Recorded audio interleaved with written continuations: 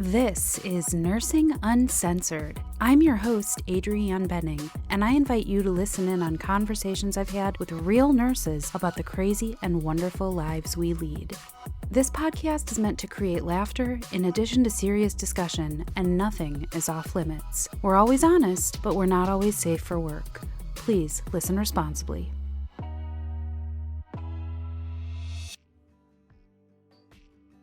Welcome to Nursing Uncensored. I am here today with David Metzger. Hey, David, what's up? Hey, Adrianne. Thanks so much for inviting me on your show. Yeah, of course. David is a podcaster. You are, podcast is Nurse Papa. So, of course, gives away you are a nurse. You are a papa, and we're going to talk about all these roles today. You're also an author with a forthcoming book. That's right. So we've got a lot, you wear a lot of hats, and we're going to try to talk about all of them today. So I'm really actually excited. We have been talking a little bit before we started this recording. We actually just met, but I feel like our kind of interaction, our chemistry here is really good. So I'm excited for this show. Yeah, me too. Yeah. So would you like to start out just kind of telling us a little bit about yourself, personal, professional, whatever you want to throw in there for us? Yeah, sure. So, my name's David, and AKA Nurse Papa. That's the name of my podcast and the book that is coming out this August. Like you said, I am a dad, and I am a pediatric oncology nurse over at UCSF in California. But I was originally trained as an artist. I went to school to be a sculptor and a painter, and I never knew that I wanted to be a pediatric nurse or even a nurse at all. So it was a big journey for me to go from painter to pediatric nurse. Are we talking oils, acrylics, what kind of everything? Pretty much everything. I started out as a painter, and then I noticed I was gluing lots of stuff to my canvases, and then became a sculptor. And then, I had a career as a sculptor, and it was a really great thing for me. But then I realized that I needed something else, something a bit more meaningful, and that led me to nursing. And I initially planned to be an adult nurse. And, for my school, which was UCSF, it was a master's entry program, and you actually had to pick what kind of nurse you were going to be before you even applied to school, which I don't know how common that is, but I think it's a pretty lousy way for people to decide what their passion in nursing is going to be by clicking a box on the application. So I did make that choice to be an adult nurse, but fortunately, there was an opportunity to try out all the nursing disciplines in school. And I had my first pediatric rotation halfway through school, and my first patient convinced me that, I was meant to be a pediatric nurse and pretty much nothing else. And that was a really amazing experience to have this clarifying moment where, I had this super intense time with this patient who, really needed me. And, I made that change and became a pediatric nurse instead. Yeah, you gotta do it. Yeah. I mean, you have to follow your passion in life. And, if life gives you a sign of what you're supposed to do, you really got to follow that passion. First of all, I gotta say, I didn't even know what all the specialties were when I was in nursing school. So to have to pick, and that was after I had been working in a hospital for years. Like, there were things I hadn't seen. There were specialties that I didn't even know existed when I was a student. So that's like pretty harsh to be like, you will pick your specialty now. It's like the sorting hat at Hogwarts. Like, I know, right? And they're like, you are a Hufflepuff. Yeah, I think it makes less sense than Harry Potter, honestly. Yeah, actually, yeah. If they had a magic sorting hat, it might have been a little bit of a better choice for you. But yeah, that's kind of cool. Like, if you have this experience that you're like, oh, those moments are really great when you have this, like, almost an epiphany of, oh, this world, this is where I'm supposed to be. Absolutely. And I often say that you don't really learn how to be a nurse in nursing school. You learn how to be a nursing student. When you get on the floor for the first time, you truly understand that you have these lives in your hand. And I think that's why, obviously they don't have new nurses just start off on their own. You need some guidance. You need a teacher, and it's super helpful to, have that mentorship when you're a new nurse. And you didn't have children when you became a nurse, right? No, I was a mess. I could barely get a date. I was doing my best to have kids, but it was not working out for me. Yeah, I became a father about 6 years into my nursing career, and honestly, that completely changed the way I was as a pediatric nurse. Being a parent and seeing what it's like to actually try to keep these little humans safe completely changed how I related to these patients and their parents. Because as a non-parent, it was very easy for me to have sympathy for these parents who were taking care of their kids who have cancer or so many other diseases. But when I became a parent myself, I was able to develop empathy. I was able to put myself in their place and actually feel what it's like to, to mourn, to grieve, to hope for, a better outcome. And, really transformed everything for me. It was just amazing. Yeah, and I want to get into that a little bit later. I want you to Hmm. hold that thought because I Yeah, do want to dig held. into that. That's a really important point, though, and I think that that's key, because we all have empathy. We've most of us, at a certain point in our lives, we've been around a sick grandparent or someone else in our lives who's older. Being around a kid with chronic or other illnesses, that's like a whole different thing. Like a lot of us don't have like a context or vocabulary for that. So yeah, it's like a different thing. So but starting out in pediatrics in general, so you're this green brand new nursing student, Uh-huh. and I know that I've talked with a couple nurses that have tried to go from like the adult world into pediatrics, and there's a lot of kind of, I don't want to say restrictions, but there's a lot of protection for the patients, these kids, on what nurses are able to do when they come, from an adult world into kids. So as you're coming out as a new nurse, what what does your day look like? Are you just able to come out and just hit the ground running, practice starting IVs? What are some of the things that maybe are a little different in the pediatric world? Like, what does your day look like in general as a new pediatric oncology nurse? Well, that was a long time ago for me. It was about 13 years ago. So I will try to Okay, try to okay. channel back then. Sure, I mean, sure. for every new nurse on the floor, there was definitely a trial period in which you are basically working with a veteran nurse. And I had two nurse teachers during that time. And they basically teach you their style of nursing and, all the clinical policies on the floor. Um, it was a surprisingly short time. I was with, you know, It feels short when you get yeah, there, doesn't it? yeah, you're like, oh, I'm on my own. Yeah, it was a month and a half where I was, under the auspices of somebody else's license, basically. Mm-hmm. And then I was on my own. And, they do a pretty good job of preparing you, but I don't think anything can really prepare you. Pediatric oncology in particular is an extremely high learning curve. On many levels, there's the kind of medical physiology, pharmaceutical part of it where you have to really understand what you're putting into these tiny bodies, and how to do it. But then there's this whole kind of humanistic, emotional level. How do you engage with parents? How do you engage with kids? How do you become the most effective caregiver that you can be? And I think the answer to that is that you have to learn how to do it and you have to want to learn how to engage in that way.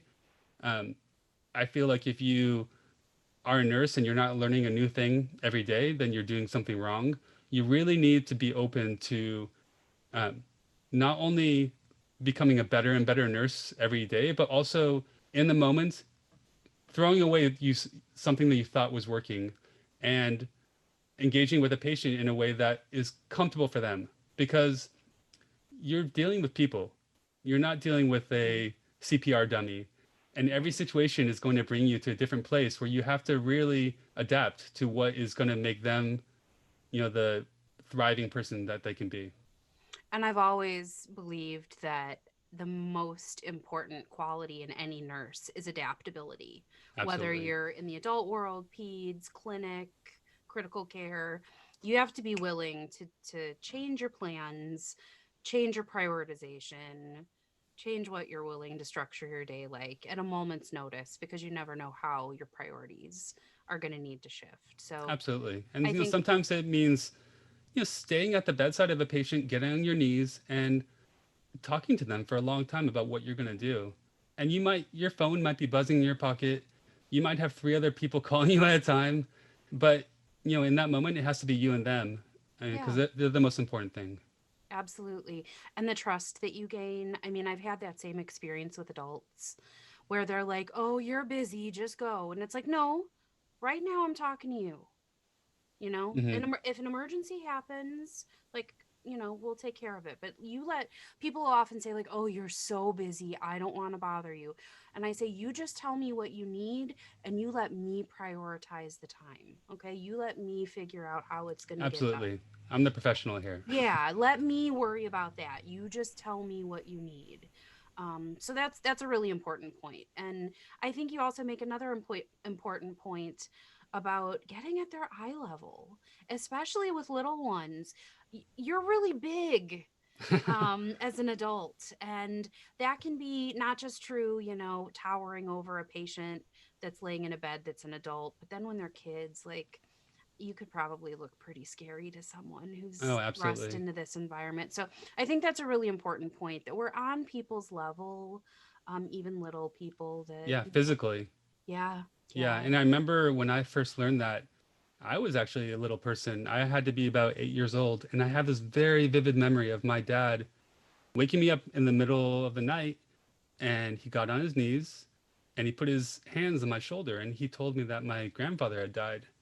And I just still remember him, getting at my level, putting his, soft hands on my shoulders, and how important that felt to me, and how, this could very well have been a really kind of tragic moment. But for me, what I remember is how close I felt to my dad, and how his ability to come down to my level was what made me feel good about that. And that, like, sharing of that moment. Yeah. Yeah. Yeah. It's not about being above somebody, it's about being with them. Hmm. Yeah. What an important moment. Yeah. Yeah, I mean, those connections are so important. And how many of those kids are going to have potential, like, lifetimes in the hospital, and Yeah. they're going to remember those moments, and that's going to shape, potentially how they feel about receiving health care. You Oh, can yeah. be that redemptive memory for them, you Hmm. know? No, it's so funny, or not funny at all. It's actually quite tragic when you receive a child who maybe received subpar care before they reached you, meaning they were not treated like a human. Hmm. And they are so traumatized and they won't let you near them. And it's this process of getting their trust, of letting them, put down their guard. It requires an enormous amount of patience. And you think, like, what happened to you, Yeah. and you really just want to, I imagine you probably just, even though I don't have kids, I would just want to, like, wrap my arms around that little kid and be like, "I'm not gonna hurt you." Yeah. But how hard it must be for a little kid to be like, you got all that shit around your neck, and you're wearing those clothes, and you're gonna stab me with something, Uh, and I'm not letting you near me. I've seen those looks, in the phlebotomy office. yeah. Like, "Oh, that kid's gonna fight. I can already see it in his face. He knows what's coming." Yeah. Um, It's really about taking the time to get that kid to trust you. I've spent so much time, listening to the heart and lung sounds of teddy bears and other stuffed mhm. animals before I even get close to that child. I think the best way for a kid to get, comfortable with your space is to play with them, to Yeah. engage with them in a way that they don't feel threatened. And, the sucky part is I am going to put a needle in you. It's going to Mhm. happen. We have to do some really unfortunate things to these kids to keep them safe. But there's a way about going about it, a way of letting it occur on their terms without letting Mhm. them deny that it's going to happen, because we have no choice. We have to do these things. And I think, I mean, you tell me, I imagine there's got to be some level of honesty, because even though kids, I mean, you tell a kid that it's not going to hurt, and then the needle hurts. That's the Well, worst thing there's you the can ever trust. tell a There's the kid. trust. But if you tell them, "Hey, this is going to hurt," and then in a few minutes it's not anymore, like, it'll Yeah. stop, I'm sure the kids can discern, well, that guy's a liar. Yeah. Like, is God, this what he you can really see those kids who've been lied to. And kids are so, I mean, I know they're so much more astute and yeah. observant than we give a lot of them credit for. You lie to Yeah. that kid, your trust is, that's It's gone. gone. Yeah, Yeah. and that's something I really I've learned as a dad, I can't lie to my kids. I try to be really honest to them about the things that are going to suck in life. And, it's carried on to my professional, role as a nurse. Mhm. I do my best to be really straightforward. And, that's not only about my nursing interventions, but like, I've had kids who are literally dying of cancer asking me if they're going to die. And, there's a few ways you can go about answering that question. Like, oh, I don't know, um, you know, what this is going to mean for you. But, you have to read the situation, of course. I'm not going to tell every kid that the truth about their diagnosis because it's not my place. Their parents, that's their role. Um, but this, I had a particular child who he didn't have parents. They weren't ever there. He was basically abandoned in the hospital. And when he asked me that question, I really was honest about him, about what might be in store for him. And he took it really well. And I think it really was important for him to have somebody be honest with him. How do you handle how do you not take that home? Or do you? Do you take that home? How do you handle that stuff that I feel like would just that's the stuff that I'm like, "Oh, Yeah. I can handle a lot of stuff." I work palliative and end of life care, but I feel like stuff like that, I feel like that might be too much Yeah. for me. How do you handle that? What's your self-care? What's your how do you do Self-care that? is a good question. Um, I think for every nurse it's different. Mhm. And I think as you become more experienced and more familiar with outcomes, you're less surprised when things go really poorly. Mhm. But as far as how do I discern between my role as a dad and my role as a nurse, I don't think I really do anymore. I think I've put it into perspective where I'm able to, be a dad and a nurse at the same time. That's kind of the origin of my book, Nurse Papa, in which I no longer, you know, see a difference between these two roles. I mean, there's one chapter where I talk about, how we care for kids after they die. On our floor specifically, it's really ritualized. We always bathe the child when they die, and we do it in a very loving way, in a way that maybe we would have done when they were still alive. We talk to them. We sometimes sing songs that we sung with them, when they were alive. And there have been times when I've done that, and I've literally gone home and given my own kid a bath. And it is a hard place to be, but you know, Adrianne, like if you want the opportunity to feel thankful for having a healthy child, that is it. I mean, it's sorry. No, it's okay. Emotions are good. For those Yeah. that are not watching this, I'm in tears. Not unusual. Not unusual. Carry on, Are please. you a crier? Yeah. Okay. Yeah. Well, I'm good. Then not you've got usually at work, but when I'm not at work, it's a game off. So, and that's interesting you bring that up. So, at work, I don't I try not to let that stuff affect me. I can mhm, always be that nurse in the room who's going to, bring the temperature down. I can be patient. I can mhm, be loving. But then when I go home and I take care of my own kids, man, I will lose my head sometimes uh-huh. with my own kids. And that was a really difficult thing for me to navigate for a while because I was thinking like, how can I be such a great presence, with these sick kids, but I'm such a jerk at home with my own kids. And The boundaries are different. boundaries are difficult and it's really hard to know how to be. And when you have kids of your own, they can assault you at a genetic level. They know exactly what's going to tick you off. And maybe my patients don't have that insight that my own They kids have. don't. They don't. But I'm grateful for that. Well, let's I think that's the perfect opportunity to segue to talking about the book and the podcast. So let's talk about the podcast first because I think that's the context in which I know your kids. Okay? uh, So I've never met your kids in real life, but I feel like I do know them a little bit. And I'm going to quote you when you say in one of the episodes that you call them like what maniac kids. And Yeah, I they are love maniacs. that. I love it. There's a picture on your Instagram of your daughter. She's got her pajama pants on, but she's got her pajama pants pulled all the way up to her neck. So she just looks like legs all the way up to the head. Your kids they do seem like little maniacs, and I love them. But it's difficult for me to talk about the podcast without thinking about the two of them. So will you talk a little bit about your family and the show and how you decided to take these experiences with your kids? And even I just want to say before we go, I do want to reiterate, we talked about this before the show, but I want to say this to the audience. I, as someone who is pushing 40, very close. Oh God, I'm going to be 40. And I'm not one of those people that like panics over numbers or is like, oh, I'm getting so old. Cause I think getting old is a blessing.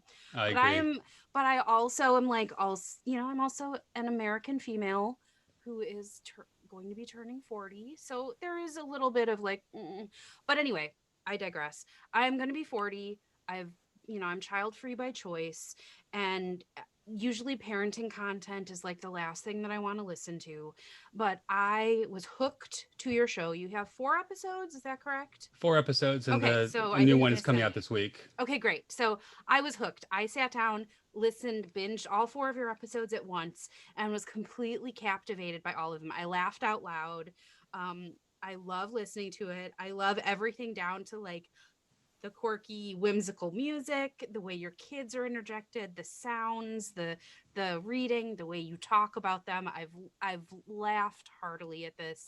So now that I've said that, now that I've given you my I don't like listening to parenting stuff seal of approval, stamp right on top of this, I would love for you to tell people what it's about and how you got started with this. Yeah.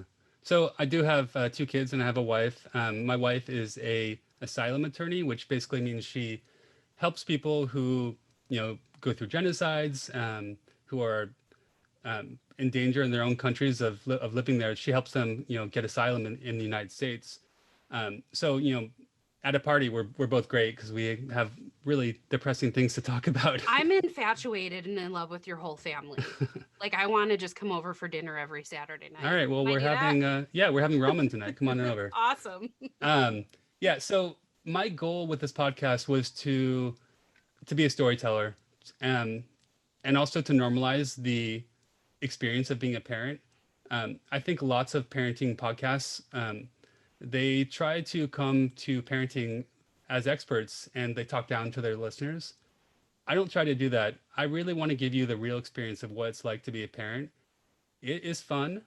It is crazy, and it can be super ugly and debilitating and sad and mournful. And I go through all these emotions probably 10 times every morning, Just usually in the before morning. I have coffee. So like I really wanted to bring these stories of parenthood and let the viewer kind of just be there with me. And I include my family because they are adorable and they have a good time doing it. Um, but I don't want to judge or to try to tell people that they are doing something wrong or right.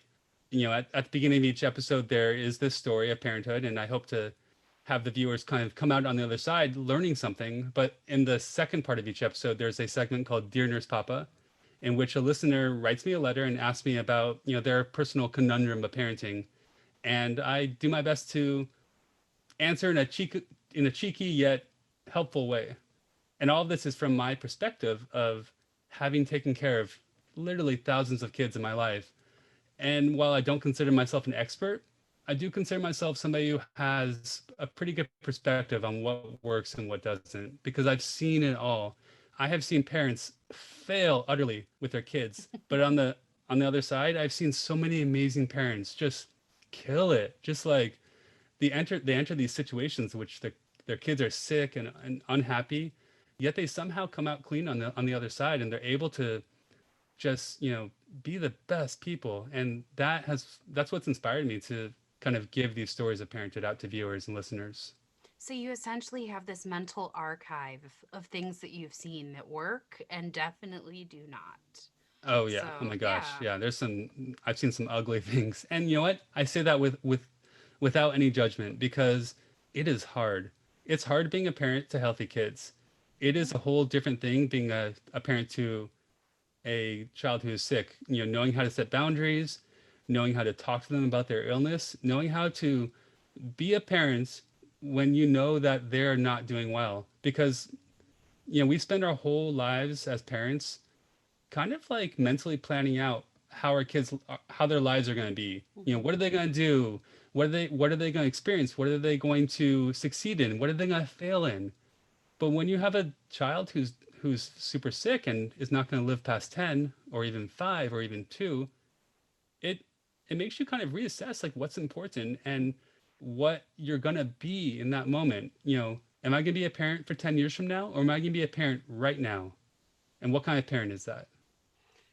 Another thing that I've learned that I only get to see from the perspective of patients that are newly in the adult world. So I take care of cystic fibrosis patients, Oh and a man. lot of them are like 18, 19, 20, in their early 20s.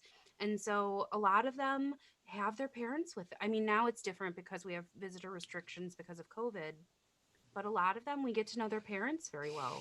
Hmm. And prepping for their stays in the hospital looks different because often when they're coming in for, IV antibiotics and, pulmonary toileting and all this kind of stuff, they come and they stay for a week, couple weeks, whatever.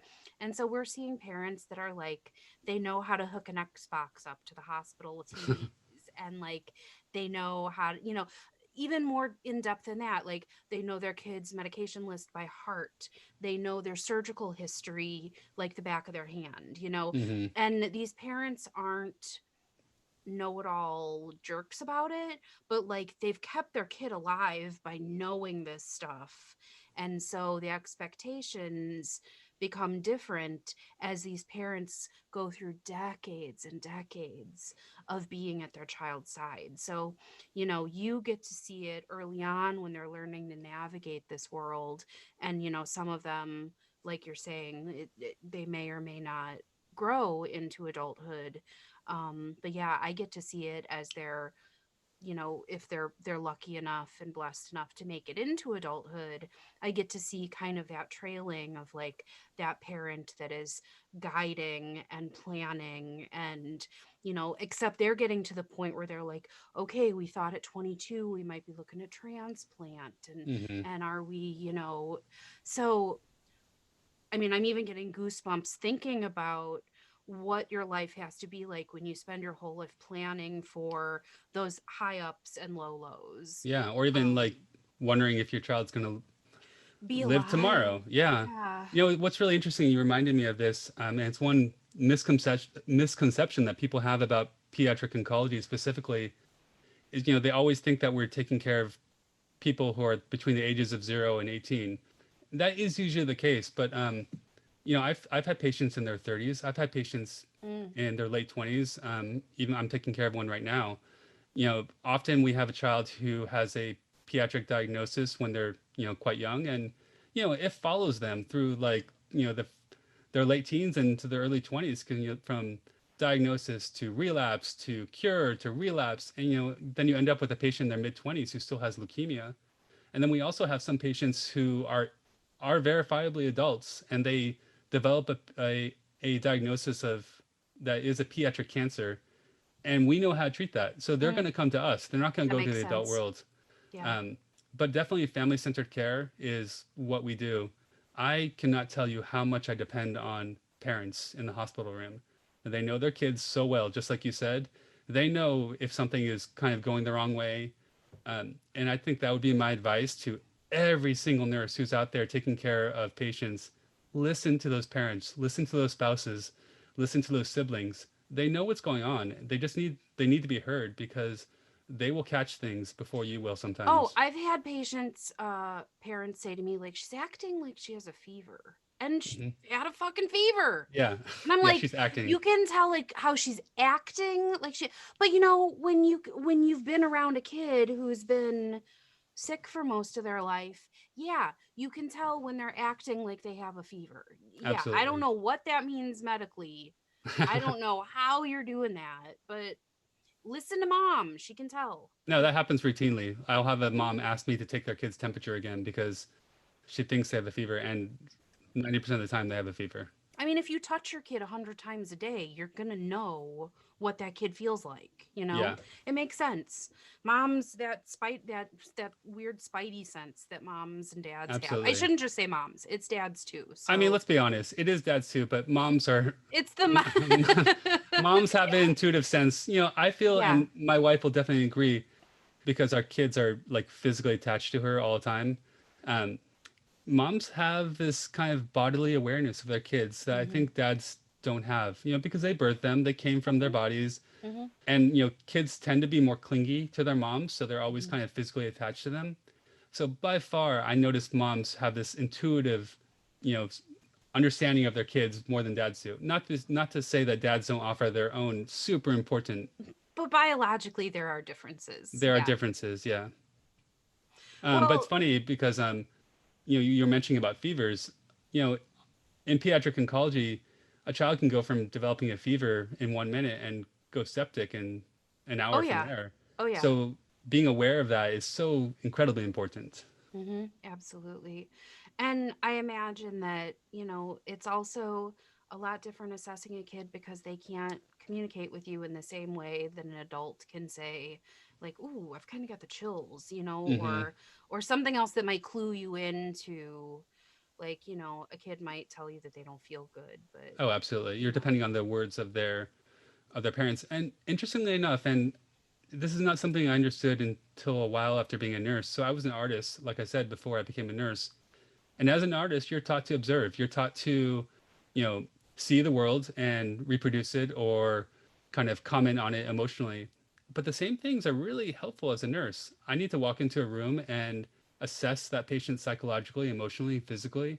Mhm. So it was incredibly valuable for me to have these skills as an artist to being a nurse as well. Yeah.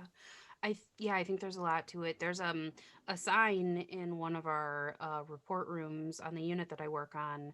One of the things that there's like a sign that's like tips for great communication, and one of the tips is address quizzical looks or Mm, confused looks. yeah, And that's one of those things that I don't think people necessarily pick up on all the time, because sometimes a quizzical look can be really subtle, yeah.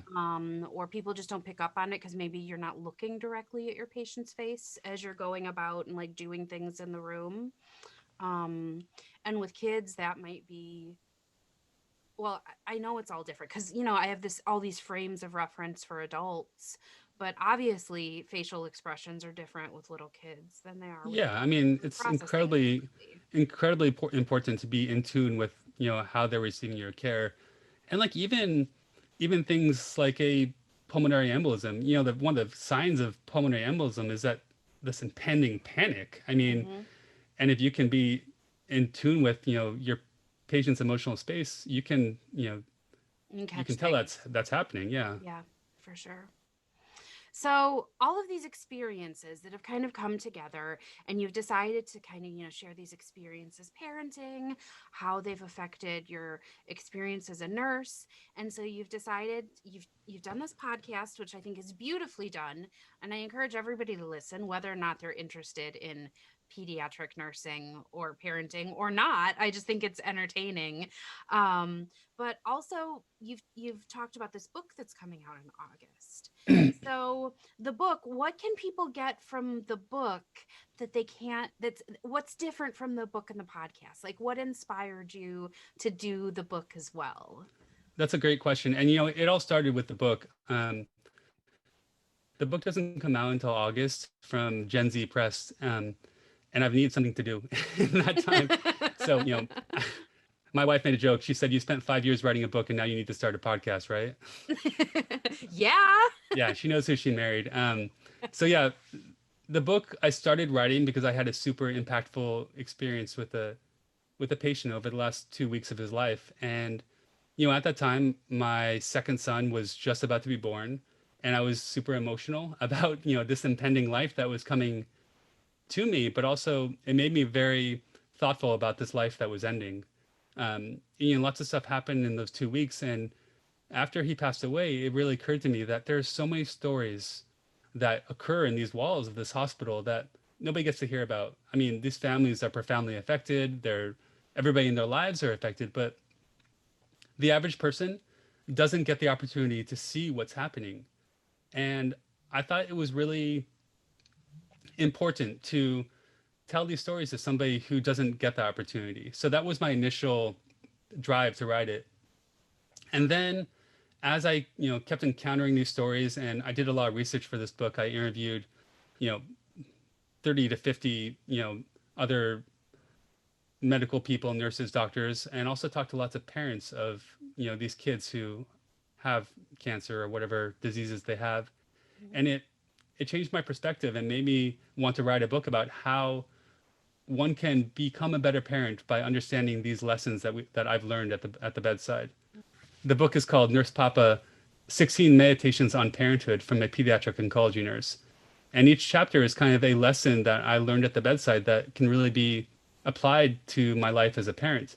And it was a super dynamic process for me. I had to really go through it to write some of these chapters because, being a parent has been really challenging for me. And I haven't always been proud of the parent I've been. And I think most parents can relate to that. So I had to go to some dark places to kind of come out on the other side and really find something that was worthwhile. For instance, there's a chapter about grief, and I've seen lots of people grieve. It's interesting because when a parent loses a child, they don't just grieve after that child is gone. From diagnosis to death is just one giant grieving process. They will grieve their kid not going to school. They will grieve that kid not feeling well. They'll grieve that child not having a ponytail anymore that they can comb. I mean, there's all these things we take for granted.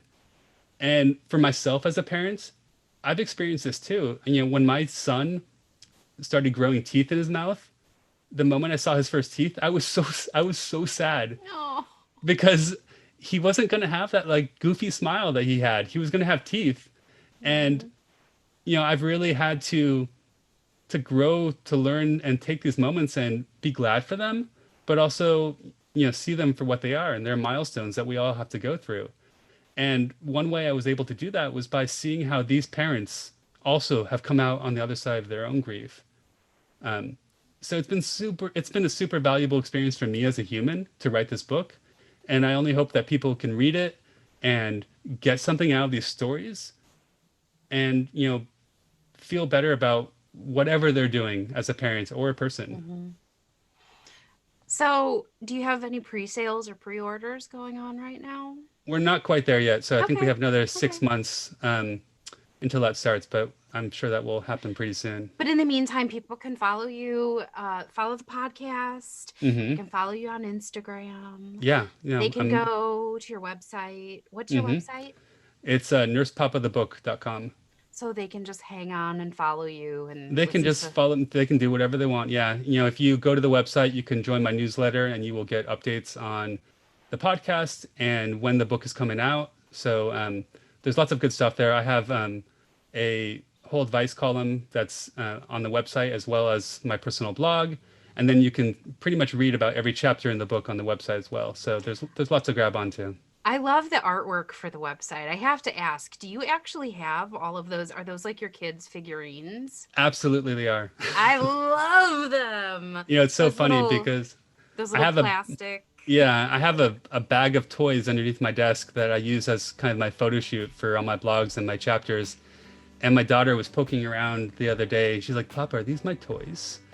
And I was like, yeah, but I'm using them.